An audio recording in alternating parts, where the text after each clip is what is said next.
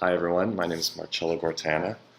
Um, I know Amanda, her and I met through a past life in a company that we both worked at a few years ago. And super excited to see what she's been doing and see what she's been doing with the Academy. It's been really useful for me as well because the content and the engagement that's been going on with everyone else in the audience has been awesome, and there's tons of learning points.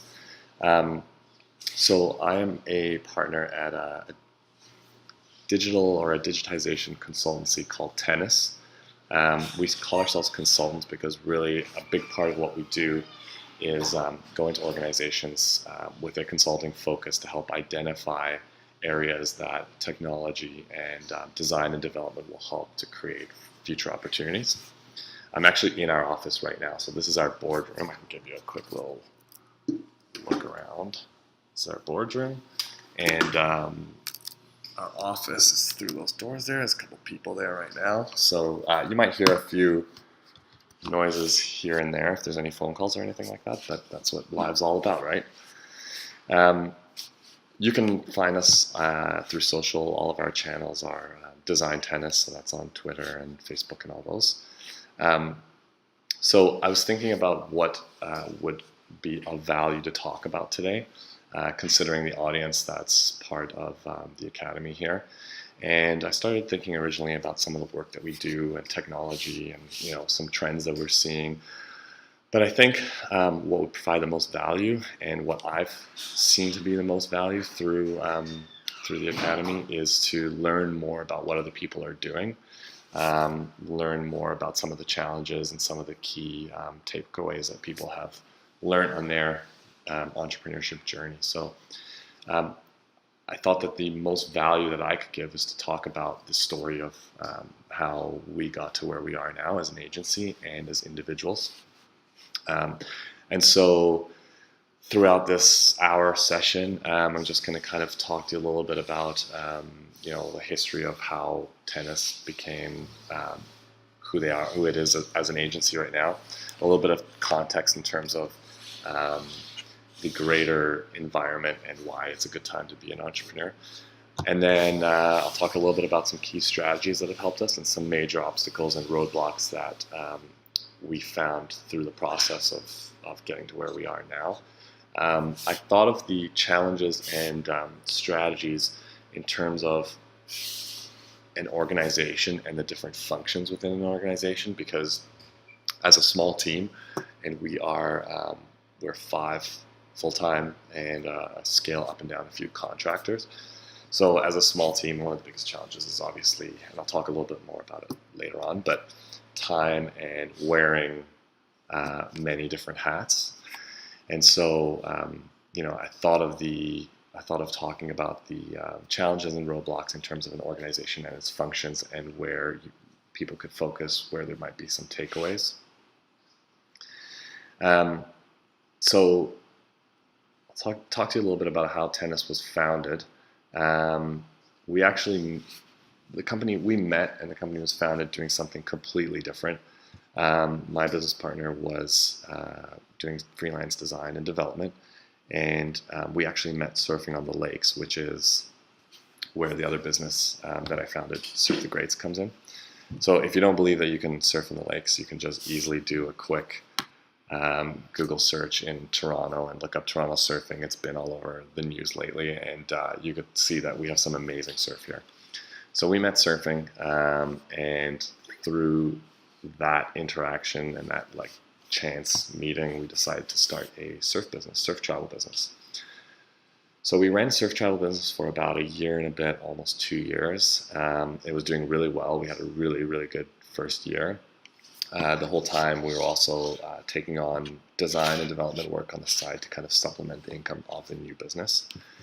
And just started noticing some massive opportunity and some really similar challenges that all large organizations are facing. And it's all over the media, disruption and how technology has enabled a lot of change, and how that change is increasing at an exponential rate every year. we were getting a lot of larger organizations. We were having a lot of discussions with larger organizations that were talking about needing some serious help in, a wide range of challenges, from competing with smaller businesses that had gone digital first,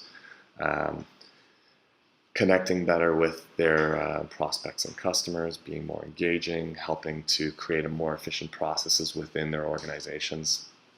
And a lot of these organizations have not invested in teams to be able to do this internally, or they just don't have the capabilities because it's changing so quickly. So after about 2 years of just kind of running both businesses at the same time, which was a challenge in its own, and one of the major takeaways that we had in reasons why we got to where we are now, we decided to go full force into tennis. We've scaled up to about 5 full-time right now, and we range in the 1 to 3 additional contractors, depending on the types of projects. So, I believe right now is an amazing time to be an entrepreneur because of technology.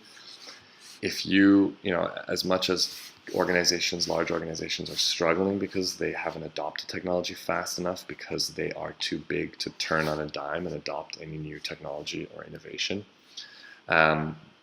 there are a ton of opportunities for smaller, more lean and agile companies who can turn faster, can leverage technology faster, and compete in a way against large organizations, but also in the small to mid business range.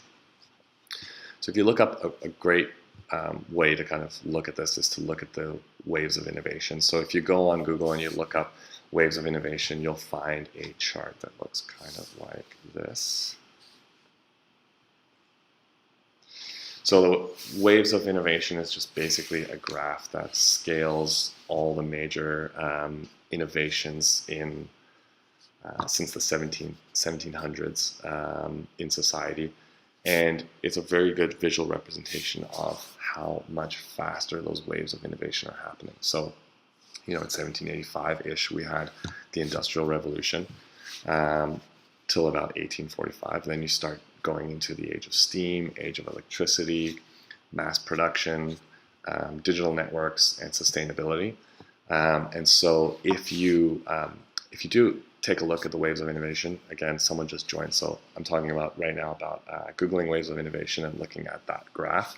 You'll see that as we get to what is now the 5th/6th wave of innovation, the length of change has shortened rapidly, and it's increasing exponentially. So, the Industrial Revolution was way longer than what we're seeing in the digital network revolution and what's going to be the sustainability and clean tech revolution going forward. And so that creates massive disruption and creates an even faster frequency of disruption. And so there are tons of opportunities out there. Not long ago, it was difficult to even run a company. We run our company completely on Google Apps. I don't know, with scale and growth, whether that would ever change. But not too long ago, maybe 10, 15 years ago, it would cost a lot of money just to be able to, probably actually more than 15 years. It would cost a lot of money to invest in just being able to run an email server and purchase Microsoft licenses, where now you have so many tools that are either run on a subscription model, which is significantly more cost effective than just purchasing software outright.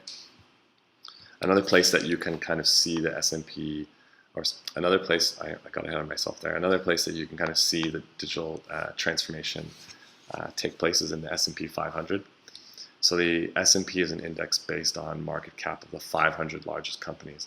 So it's typically used as, people see it as a very stable index fund, representative of the economy at large. So when you invest in this index fund, you're investing in organizations that a committee has chosen, and obviously based on performance, but it is very representative of the economy. So the average lifespan on this index was 33 years. The forecast for the average lifespan of an organization on the index on the S&P 500 is downgraded to 14 years. Approximately 50% of the S&P will be replaced in the next 10 years. So basically, as organizations start to decline in performance, or I guess financial performance, they're removed and they're replaced with organizations that are performing well financially, because everyone's investing in them. And so if you do a search of the S&P company churn on like Google Image or something like that, you'll basically see a chart of logos that have exited and logos that have entered within the last, I forget what the time range is, maybe a couple of years. And it's blatantly obvious that organizations that have a strong technology and innovation focus are replacing old organizations that haven't really invested in innovation and technology. So what does this mean? A company basically cannot endure in the long term without reinventing itself, especially with the rate of change that's happening in the world. So this is where we exist and why we exist. We help companies stay relevant in their tech and innovation strategy. We do a lot of the upfront consulting need to validate or identify opportunities for change, and then we actually design and develop those tools. So before I start talking a little bit about some of the things that I believe have gotten us here and some of the challenges that we've identified that we would have tackled differently in the past, it's a good idea to just kind of break down a little bit of the history of us and where we're at now. So we're self-funded. We've never had any investment. We've never had any loans or anything from the bank. We run extremely lean, so we are pretty cash flow dependent. But that also means that we need to have a strong sales strategy, and we need to be turning over cash flow fast enough to be able to operate and grow. We're in our 4th year, and we've been growing by about 60% per year. Like I said before, we've scaled up to about 5 full-time people, and we range in 1 to 3 contractors depending on the projects. I think early on, one of the really important things that I learned, and that I would probably say is very valuable for someone who is thinking of starting a business or has an idea and is starting to do some work on it, I totally underestimated the value of meeting with people that have already done what you're trying to achieve. And that's something that we still do now. So, if you're starting, we can use the travel company for an example. You're starting a travel company. You haven't really started it yet. You haven't really gotten anywhere. There's no revenue coming in yet. It's an idea. It's on paper. You think there's a pretty good market, or you've done your research, whatever. One of the first things that I would recommend is meeting with people that are already in that space, that you would consider successful and have been successful in that space, and just meeting for a coffee to pick their brains and just have a discussion about what it is that you're trying to do, share what it is that you're trying to do so that you can learn something as well from those experiences. It's something that we still do now, and it's part of our how we develop the mentors that we have in place with the business now. So, people that we've met in the entrepreneur journey through the years that we really admire and think have done something really amazing in their lives and careers, and sitting down with them for a coffee and picking their brain and having open conversations with trust, and asking that person who you're thinking of having a mentor relationship with, how you can provide value back, because that kind of relationship should have value going both ways. So consistent in networking, talking to people that have already done what you're trying to do, whether it's a new product line or whether you're thinking of opening up a new division within an organization, a new service, new business, whatever it is. So areas that we think helped for us to grow to the level that we're at now in the time frame that we have grown, which is about 4 years. I broke it down into 1, 2, 3, 4, 5, 6-ish sections, and the first one is focus. So one thing we learned very early on, and we saw some almost immediate results when we revised this, was our focus. What are we doing? With whom? So early on in our history, we were kind of torn between two businesses, which means they were both doing quite well, but there's a time investment that's needed in order to achieve what it is you're trying to achieve. And if you're splitting up your time amongst different businesses, that's just one example. But if you're splitting your time up amongst different services, products, type of customers, then you're not really going to get the full return of investment on that time. So, one of the things we did immediately once we decided to go full force with the agency, that was a shift in focus, an immediate shift in focus that had a lot of impact.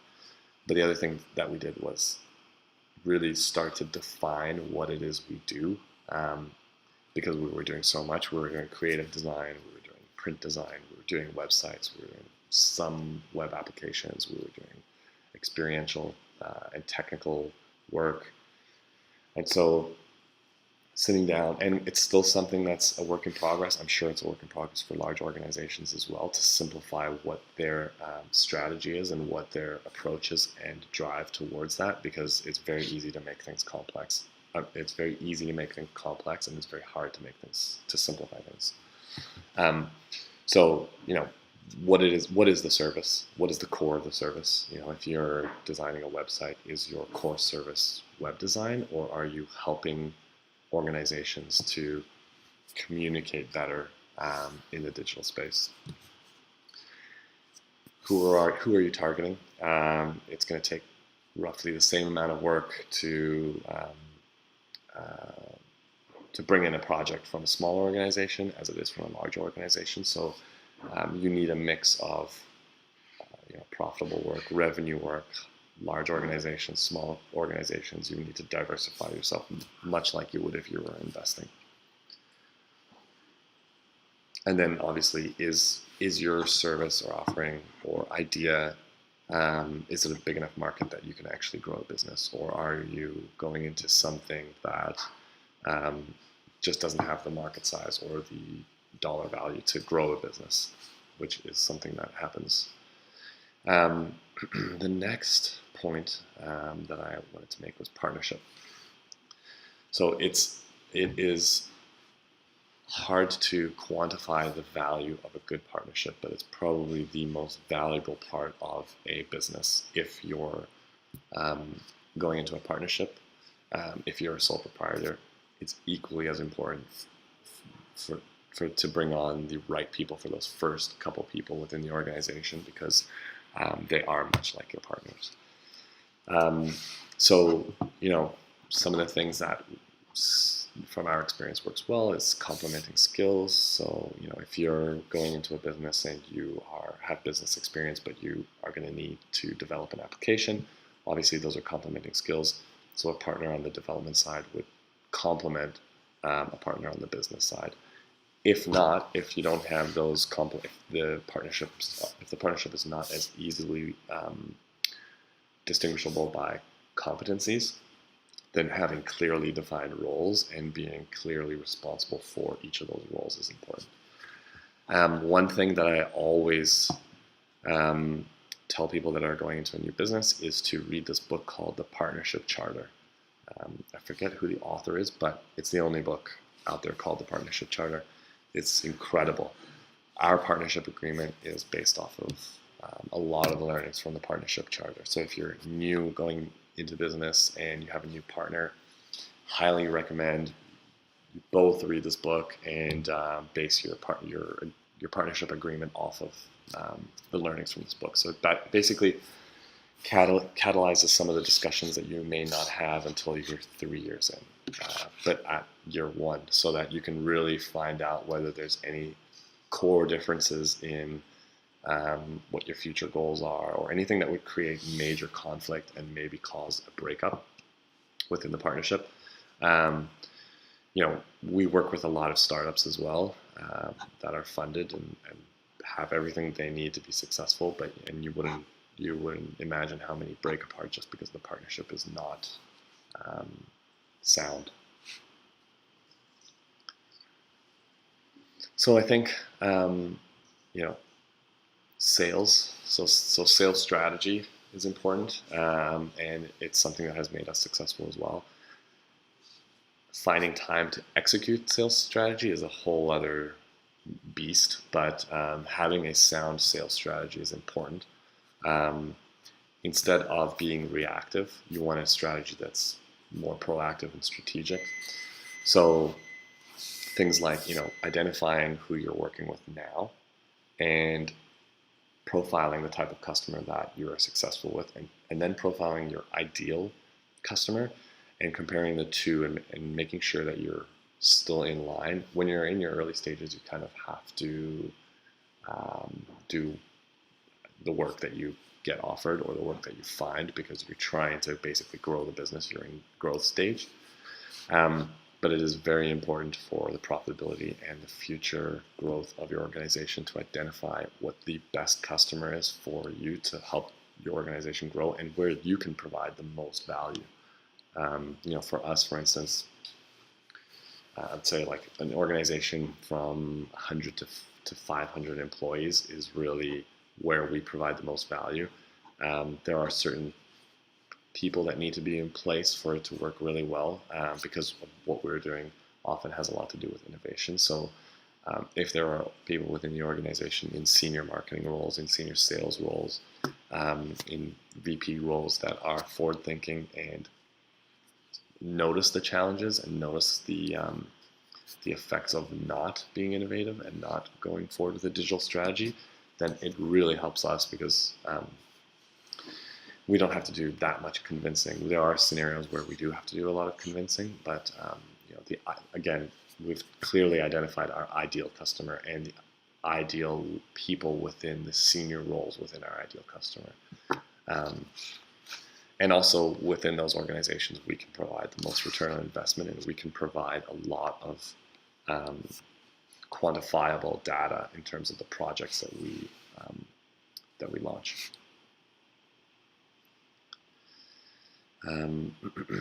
Mentors and relationships. So mentors have been crucial to helping us learn and grow and strategically make decisions.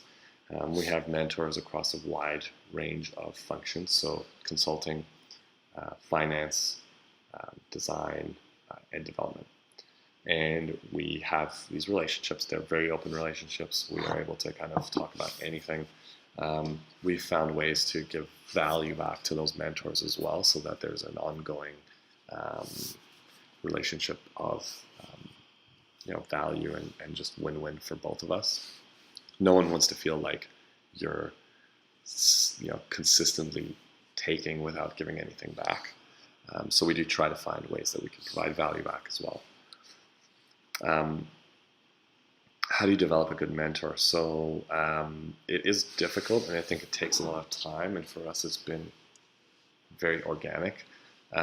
We knew that having a strong group of mentors was really important to us. And so I think, over time, over 4 years, we have developed relationships that have turned into mentorships. And I say it has been organic, but we've identified that we wanted to have a strong base of mentors that we could bounce ideas off of and talk to strategically. And so I think over time, as we met these people, we've kind of identified that they would be great mentors. And so we've nurtured these relationships, and now we have a board of mentors that we talk to independently whenever things come up, or just to catch up and learn a bit more about what they're doing as well.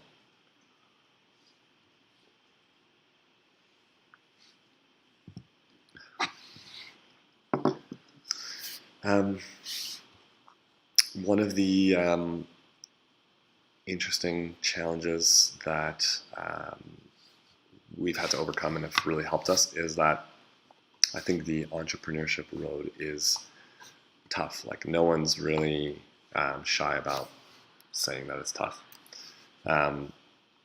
It does take a lot of persistence, and it takes a lot of patience. And in a day and age where everything is about fast results, you sometimes feel like you get frustrated maybe by how long some things take when you're a really small team. And so, one of the things that we do is that we regularly have check-ins and conversations to make sure that everyone's kind of on the same page, on the same direction. There's a lot of, I would say, self-analysis, and that's needed when you're an entrepreneur and when you're starting a business, because in addition to a lot of roadblocks early on in your career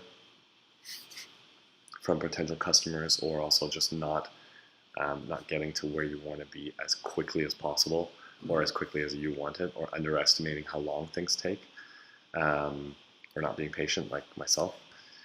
In addition to that, there's also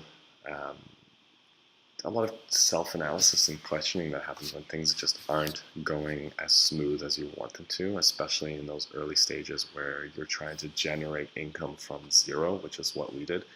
And there was a long period of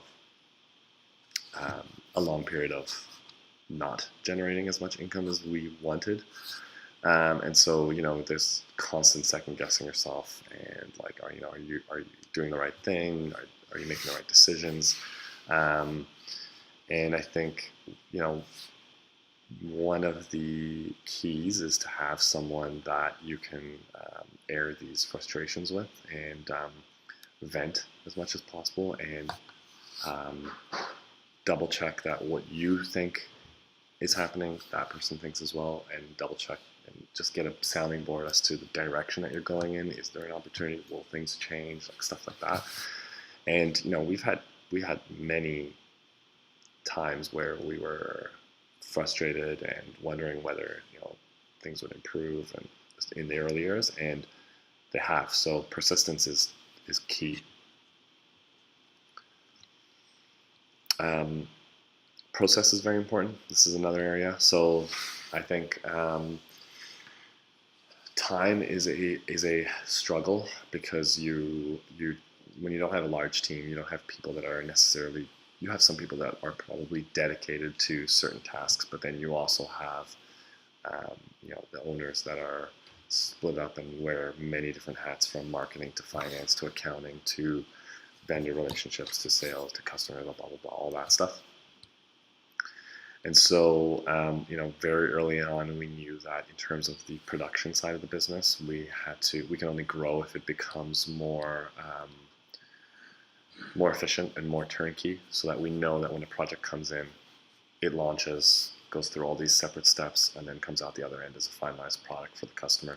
From the customer perspective, it needs to be simple. They don't want to be hit with all the technical side of it. And so the other thing that we've learned, which is more of a marketing learning, is the value of just simple communication.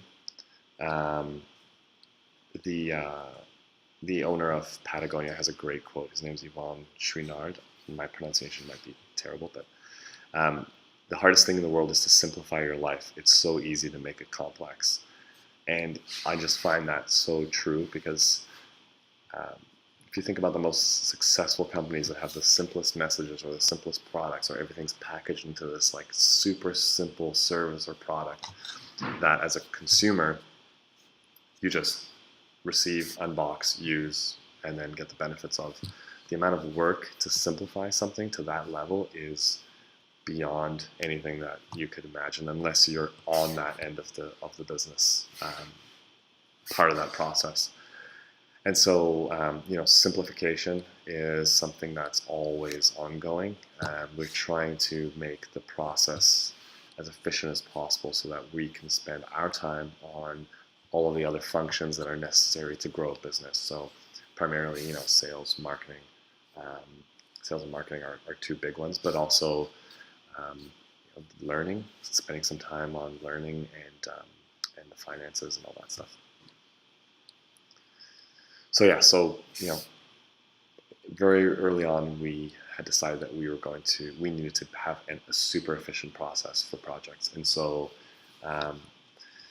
when you think of a process from start to finish, that's one thing. But when you think of a process as a whole, there's all these individual components throughout that process that are also mini processes. So for instance, in our case, we're planning, designing, and building digital products.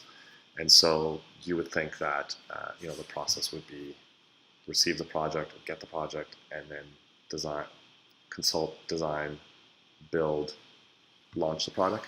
But each one of those phases is its own process that needs to be focused on. So it probably took us I would say we worked a year on just figuring out what was going to be the most efficient way to bring a customer on, and then take that customer through the design process before even going onto the development side. So, and then that's not even considering the upfront sales, consulting, onboarding process, which also takes time. So, consolidating that into a simple process, and then something that's customer facing, that is not too complex, that gives someone the confidence that you know what you're doing, and that they can tell what they're getting for when they are buying a project from you. That's been key for us. In terms of roadblocks, so I also split this up into some learnings that we had very early on that we decided were things that we cannot let happen again. One of the things that's part of our sales process, by the way, that led to some of these learnings is, especially on the marketing side, is that anytime we've lost a project, we've made sure that we go back and we push the client or the prospect for some time to walk us through why we actually lost the project. And the reason why we do that is because there is so much opportunity to learn and revise based on that feedback. I think most people are maybe not as comfortable with that level of confrontation, because it does take us a little bit of time to actually convince someone that we've been pitching work to that this is just an open conversation. We want you to say whatever it is that you thought, and in terms of why we lost the project, because it really helps us to learn. And I think some people try to avoid that conversation, but we really do push on that quite a bit.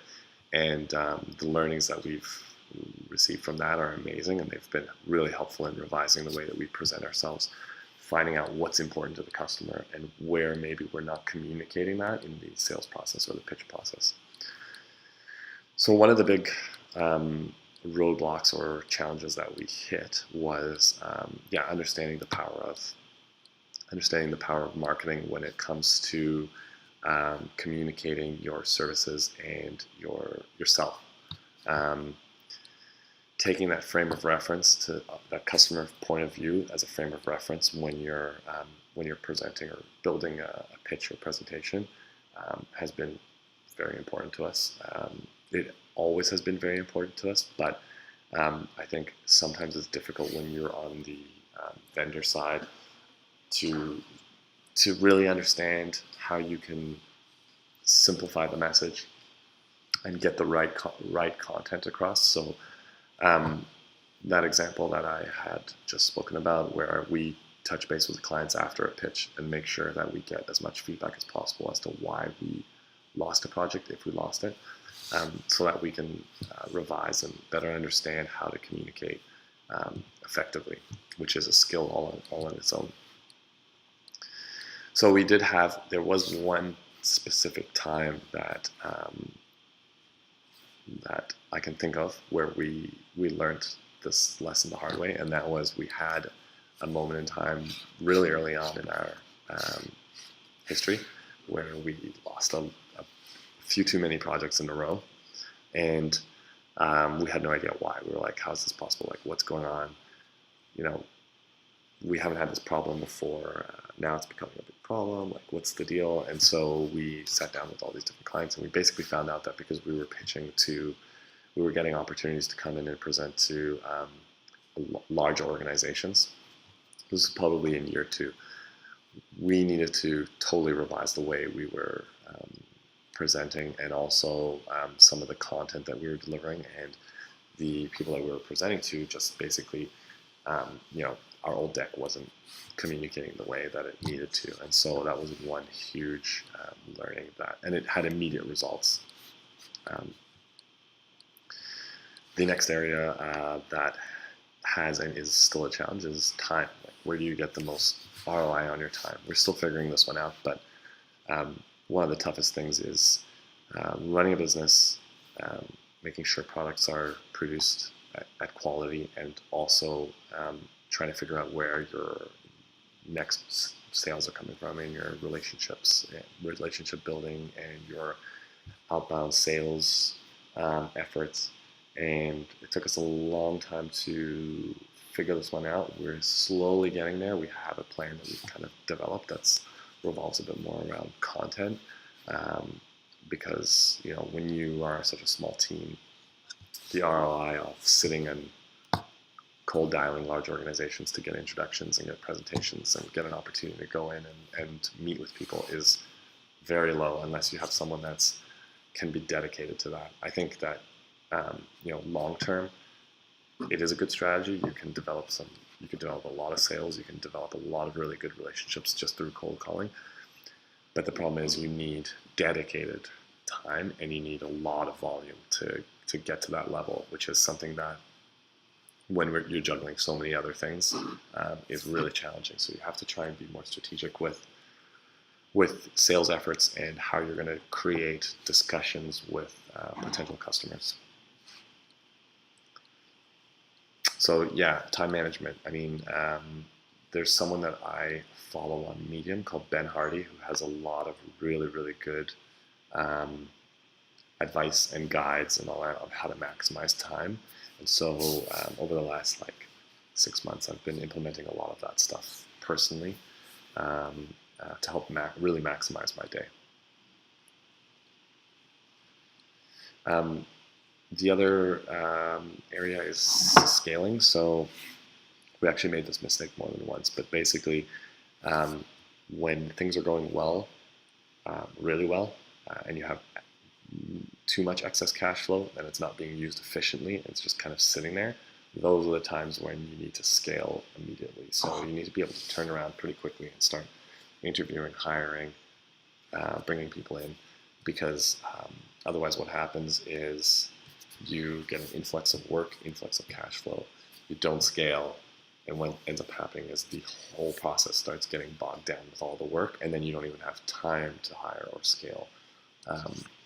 So that happened to us a couple times through our process, and we basically, one of the big revisions that we made was that when things are going good and there's a ton of new projects going in, we will scale immediately and invest our cash flow wisely. I think this might be a bit cliche, but another obstacle that probably every entrepreneur needs to overcome is fear. And when you're scaling and your core costs are increasing, from the tens of thousands to hundreds of thousands, it can be pretty terrifying, because you obviously need to be more focused on turnaround and getting more sales. And I think the worst case scenario rarely happens, but it probably plays on a lot of people's minds. And so that level of concern and fear can be crippling, and it can distract you from doing things that you need to do in order to continue growing successfully. And so one of the things that I've learned and that I use to kind of frame scary situations is that it's kind of like hitting a wall. If you're doing a sport like Muay Thai, which I used to do when a few years ago, I still do a little bit, not as competitively as I used to. Your threshold for pain and struggle is really low when you're first starting. You might get completely exhausted very early on in a workout or whatever it is that you're training. But then over time, you start to kind of master that threshold, and you start to push it further and further and further and further and further, and then eventually you're sparring, and then eventually you're competing, and then the threshold's still there, but it's the further and further. And I kind of view that is the same sort of experience that that you face when you're an entrepreneur. Those kind of concerns and fears are much shallower early on in your career, but as you grow and as the business grows and you start to overcome these challenges more regularly, then the threshold gets higher and higher and higher and higher, and then eventually it's maxed out and you don't hit it as often as you would in your first couple of years. So that's something that I think I've identified as an area that can be a real distraction or challenge. So in terms of like our future, there's obviously challenges there that we still need to overcome. So scaling, continuing to scale, continuing to drive an efficient sales process, being ruthlessly strategic with our time, and also focusing on high value efforts that will have the most impact as we scale. So those are 4 areas that we're still kind of working on, and I don't have any answers for them yet, but I'm sure in another couple of years I'll probably be able to do another one of these with some answers to those questions at the next scale in our history.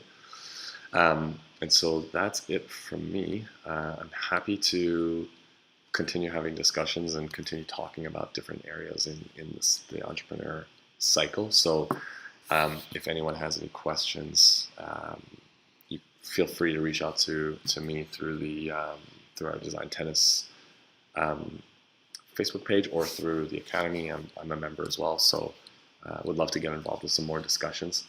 There's a couple of references that I pulled up throughout this presentation, and I'll just add a comment.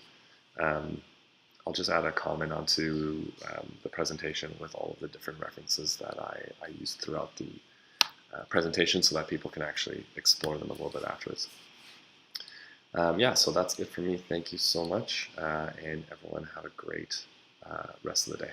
Thanks.